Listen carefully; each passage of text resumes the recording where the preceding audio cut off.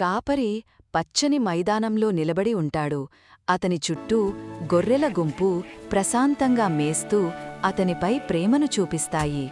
ఒక నీడ అరే ఉన్న పిల్లపంది, పొద కింద భయపడకు. కాపరికి నేను ఒక నీకు చిన్న సహాయం చేస్తాను. ఆకలితో ఉన్న పందిపిల్ల కనిపిస్తుంది. మొదట అతనికి కనికరం కలిగిన వెంటనే దాన్ని అమ్మి డబ్బు సంపాదించాలనే ఆశగా పందిపిల్ల కీ కీ అని అరుస్తూ గడ్డి మధ్య పరుగెత్తుతుంది.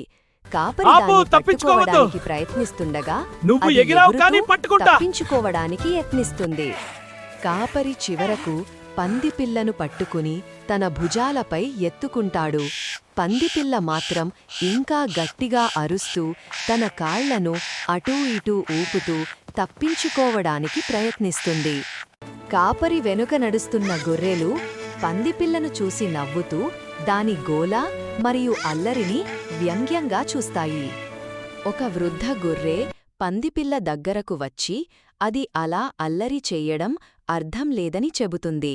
మేము ఎప్పుడూ కాపరి చేతుల్లోకి ఎత్తబడ్డా ఇలా అరవం అని అంటుంది. గొర్రెల గుంపంతా తలలు ఎత్తుకుని గర్వంగా నిలబడి తాము చాలా ధైర్యంగా తెలివిగా ఉన్నామని భావిస్తాయి. కాపరికి మీనుండి వూల్ కావాలి, కాని నన్ను మాత్రం మాంసం కోసం తీసుకెళ్తున్నాడు అంటే నా ప్రాణం ప్రమాదంలో ఉంది.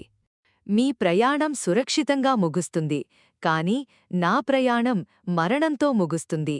అందుకే నా అరుపులు భయంతో కూడిన ప్రాణపోరాటం. ఇది విన్న వెంటనే గొర్రెలు నవ్వడం ఆపి తలలు వంచి సిగ్గుపడతాయి. పందిపిల్ల పరిస్థితి ఎంత భయంకరమో అర్థం చేసుకుంటాయి.